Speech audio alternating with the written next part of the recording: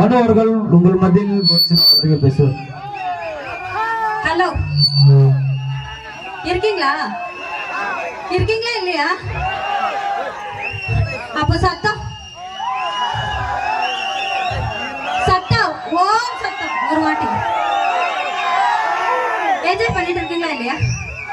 Enjoy பண்றீங்களா? Love யூவா? Sorry. Okay, love you too. என்ன இன்வைட் பண்ணா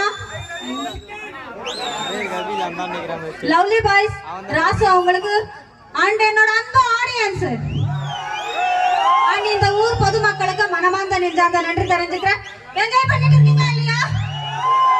என்னோட டான்ஸ் பிடிச்சிருக்கா? பிடிச்சிருந்தா சத்தமா ஒரு போடுங்க பாப்போம்.